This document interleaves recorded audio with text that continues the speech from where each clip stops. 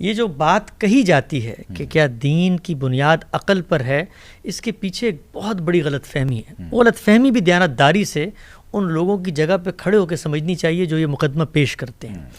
وہ یہ کہتے ہیں کہ دیکھیے دین کے بہت سارے ایسے احکام ہیں جو ہمیں سمجھ میں نہیں آتے، ہم اپنی عقل سے ان کو لوگوں کو قائل نہیں کر سکتے. تو لہٰذا جب ہم یہ کہیں کہ دین کی بنیاد عقل پر ہے تو بہت سارے دینی احکام ہم لوگوں کو بیان کرنے کی پوزیشن میں نہیں ہوں گے.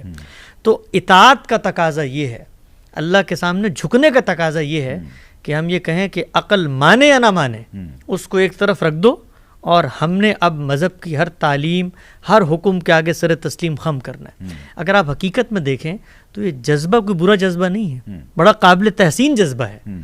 آپ اس جذبے کے اندر اللہ کے سامنے جھکنا، اس کی عبودیت، اس کے پیغمبر کی اطاعت کا جذبہ کار فرما ہے. آپ دیکھیں بہت مشہور ایک حکیم اور عالم ہے ڈاکٹر فضل الرحمان صاحب، انہوں نے اس چیز کو ڈیکوڈ کرنے کی کوشش کی کہ جب آپ علماء سے کمیونیکیٹ کرتے ہیں تو آپ کو ہر جگہ یہ احساس ہوتا ہوگا کہ وہ اس چیز کو ڈسکریج کر رہے ہوتے ہیں کہ وہ عقلی تحلیل کر کے آپ کو حکم کی جو علت ہے، سبب ہے، وہ آپ کو باور کو کہتے ہیں اللہ کا حکم ہے، اللہ کے رسول کا حکم ہے. اس کے پیچھے جذبہ کیا کار فرما ہے؟ اس کے پیچھے جو جذبہ کار فرما ہے وہ بڑا محمود ہے. وہ یہ کہ ہم نے اطاعت کرنی ہے، ہم نے جھک جانا ہے. بھائی اللہ کے رسول نے کہا دیوار میں سر مارو تو ہم مار دیں گے. یہ جذبہ ہے، جذبہ بہت اچھا ہے. لیکن سوال یہ ہے کہ جس نے دین دیا ہے، جو دین لے کر آیا ہے، کیا وہ خود آپ کو اس بات کی دعوت دیتا ہے کہ میرے احکامات یہ خلاف عقل ہیں، میری جو تعلیمات ہیں اس کو تم لوگوں کو سمجھا نہیں سکتے؟ نہیں، وہ کہتے ہیں کہ جی دیکھیں یہاں پہ ڈسکس جو میں کرنا چاہ رہا ہوں، جو میرے ذہن میں ایک ایشو ہے وہ یہ ہے کہ جذبہ بہت قابل تحسین ہے. ظاہری بات ہے، آپ صلی اللہ علیہ وسلم کو بات کہیں، میں نے مان لیا کہ آپ صلی اللہ علیہ وسلم محمد رسول اللہ ہے، تو آپ کہیں جی یہ چھری ہے، یہ اپنے گلے پہ مار لو، میں مار لوں گا. لیکن عقل کو مفلوج کر کے، یعنی عقل کو بالکل ہی آپ اٹھا کے باہر پھینک دیں اور صرف جذبات پہ کانسنٹریٹ کریں، اور صرف کانسنٹریٹ نہ کریں، اس کو دین کی حیثیت دے دیں. یعنی کہ یہ بہت بڑی بات ہے کہنا کہ دین یہ ہے کہ عشق، دین یہ ہے کہ جذبات، دین یہ کہتا ہے کہ عقل کو آپ اٹھا کے سائڈ پہ رکھ دیں. یہ والے اپروچ جو ہے یہ مسلمانوں میں کب آ گئی؟ یہی دیکھیں، یہ وہ بنیادی اپروچ ہے. سوری قطع کلامی ماں، کیونکہ لوگ سمجھتے ہیں کہ ہم یہ نئی بات کر رہے ہیں. آپ اسلام کی تاریخ اٹھا کے دیکھ لیں، اس میں تو بات ہی عقلی مباحثے ہو رہے ہیں، اس کے اندر علمی مباحثے ہو رہے ہیں، اس کے اندر تو ایک اور دنیا ہے. یعنی کہ 15ویں صدی تک، پچھلے 400-500 سال میں یہ ہو گیا کہ نہیں، جذبہ عشق وہ بالا تر ہے، اور عقل 3rd-4th نمبر پہ. زندگی میں اچھی کام آ جاتی ہے عقل، 100 مسئلے یوز ہو جاتے ہیں. دین کے معاملے میں یہاں سے سوچو یہ کیا مسئلہ ہے؟ دیکھیے اس مسئلے کو جہاں سے ہم نے اٹھایا نا، کہ جب یہ سوال ان لوگوں کے سامنے آیا جو مذہب کو اس کے اندر اتر کے سمجھنے کی صلاحیت نہیں رکھتے، بصیرت نہیں رکھتے. ایک بڑی لمبی روایت ہے ہمارے یہاں تقلید کی. یہ جو تقلید کی روایت ہے کرتی کیا ہے؟ تقلید کی روایت آپ کو پابند کرتی ہے کہ آپ نے ایک صاحب علم یا صاحب عقل کے مقدمے کو اپنی زندگی کا نصب العین بنا کر زندگی گزارنی ہے. گویا کہ آپ نے کرٹیکل تھنکنگ، نئے خیالات کو لینا، کسی اور صاحب علم کی بات آپ کو اچھی لگتی ہے، اگر آپ تقلید کا یہ جامد قالب توڑ دیں تو اس سے ہوگا کیا؟ آپ ہر ایک کی بات سنیں گے. جب سنیں گے تو 4 مختلف الخیال باتیں آئیں گی. ان باتوں کو آپ ڈی کوڈ کریں گے، ان کا انالیسس کریں گے، ایک کو ترجیح دیں گے. تو ہمارے ہاں جو یہ بنیادی نقطہ نظر ہے، دیکھیں اس کے پیچھے ایک تو یہ پوری روایت ہے جو ہمارے یہاں تقلید کی روایت بنی. پچھلے 400-500 سال کی آپ بات کرتے ہیں، یہ 500 سال تو کرائسس کے سال ہیں، مسلمانوں کے انحطاط کے سال ہیں، زوال کے سال ہیں. اس کے اندر سیاسی تحریکیں اٹھیں، انہوں نے اپنے جتھے مضبوط کیے. وہاں پر تو دین پر اصلاً کوئی غور و فکر کرنا ہے، وہاں تو تنظیم کو مضبوط کرنا ہے، وہاں پر اپنے جو مقاصد کو حاصل کرنا ہے. مذہب کی جو خالص علم کی روایت ہے جس کا آپ نے تذکرہ کیا، وہ روایت تو کھڑی ہی اسی بنیاد پر ہے کہ دین ایک زبان میں ہے، زبان کو سمجھیں گے وہاں پر عقلی بحثیں ہوں گی. دین کے احکامات ہیں، احکامات کو سمجھیں گے تو عقلی بحثیں ہوں گی. وہ احکامات معاشرے سے متعلق ہوتے ہیں، معاشرے کا متعلق کریں گے تو عقلی بحثیں ہوں گی. یہ آپ کو جو فقہ مرتب ہوئی ہوئی نظر آتی ہیں، اس کی بنیاد کیا ہے؟ یعنی اگر دین مان لینے کی چیز تھی پھر تو ایک ہی فقہ ہوتی نا ابتدا سے. ہمارے فقہا نے غور کیا. کس چیز سے غور کیا؟ عقل سے غور کیا. اور سوری میں آپ کی بات کاٹ رہا ہوں.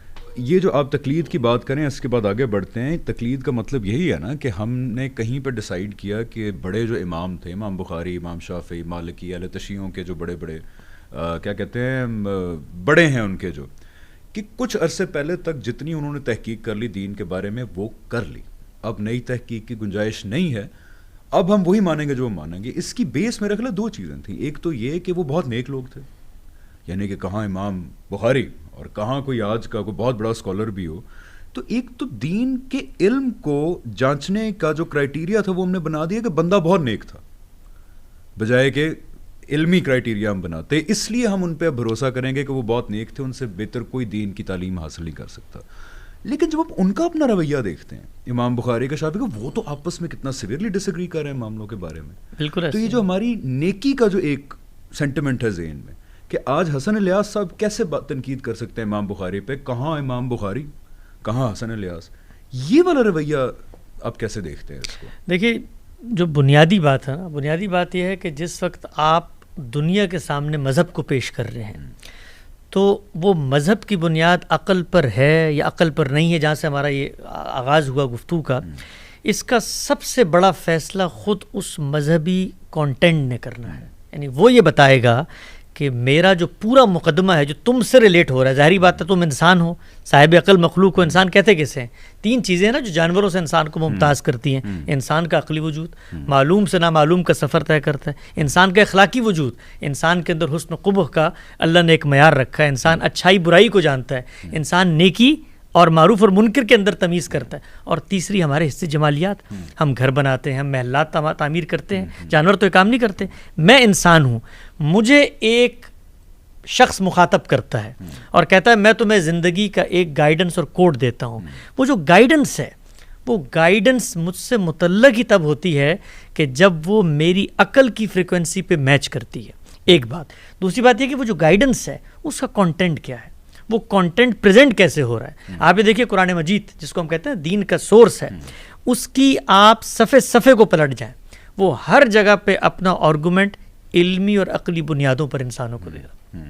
بلکہ جو لوگ قرآن کے اس آرگومنٹ کو نہیں مان رہے ان کو توجہ دلا کر کہہ رہا ہے کہ افلا تعقلون, افلا تدبرون, ام علی قلوب اقفالها, دلوں پر تالے لگے ہوئے ہیں, افلا تبصرون, دیکھتے نہیں ہو, افلا یتتبرون, غور کرو ان چیزوں پر. اور کہا کہ یہ اولو الالباب کی طرح صحابہ کی مثال دی کہ یہ عقل والے ہیں. تو رسول اللہ صلی اللہ علیہ وسلم کے ابتدائی مخاطبین, اور کہا گیا کیا علم والے اور بغیر علم والے برابر ہو سکتے ہیں؟ قل هل يستوي الذين يعلمون والذين لا يعلمون, کہ وہ لوگ برابر جو آپ بتا رہے ہیں. تو یہ دین کا کانٹینٹ. اور دین دیکھیں نا, دین کیا ہے وہ ایک ہی اب شخص بتائیں گے نا, چاہے آپ کسی بھی مکتبہ فکر سے تعلق رکھتے ہیں. I think we all agree on one factor کہ اللہ کی رضا کیا ہے اور دین کیا ہے, صرف ایک شخصیت بتائیں گے اب تا قیامت, اور وہ ہے محمد اور رسول اللہ صلی اللہ علیہ وسلم. آپ دیکھیں ان کی پوری زندگی, پوری زندگی میں سوال ہو رہا ہے, عقلی طور پہ جواب دے رہے ہیں. عشق کے اوپر نہیں کوئی اشکال ہو رہا ہے, عقلی طور پہ جواب دے رہے ہیں. عشق پہ بیس نہیں کیا. قرآن مجید کا آپ دیکھیں, قرآن مجید نے دلچسپ بات کی ہے کفار کے بارے میں, اور ان کو یہ دعوت دی ہے کہ تمہیں اگر اس پورے مقدمے پہ کوئی اعتراض ہے تو پھر اثرات من العلم, کوئی علمی دلیل تمہارے پاس ہے تو لے کر آؤ. یعنی تم کہتے ہو کہ خدا نے اپنے بیٹے بنا لیے ہیں, تو ایک دعویٰ خدا کے بارے میں کر رہے ہو, تو علم کی دنیا میں ثابت کرو خدا نے خبر دی تھی, خدا نے بتایا تھا. تو یہ پورا کا پورا جو مذہب کا اسٹرکچر ہے, آپ جب اس کا مطالعہ کرتے ہیں تو وہ علم اور عقل کے مسلمات کو مخاطب کرتا ہے. آپ جب رسالت میں آپ صلی اللہ علیہ وسلم کی زندگی کا مطالعہ کرتے ہیں, انہی علمی عقلی بنیادوں پر وہ اپنے مقدمات پیش کر رہا ہے, اسی کو مخاطب کر رہا ہے. یہی وجہ ہے کہ ایک صاحب عقل شریعت کا مخاطب ہے. اگر آپ کی عقل معوف ہو جائے تو آپ دین کے تمام احکامات کی تکلیف سے مبرہ ہو جاتے ہیں.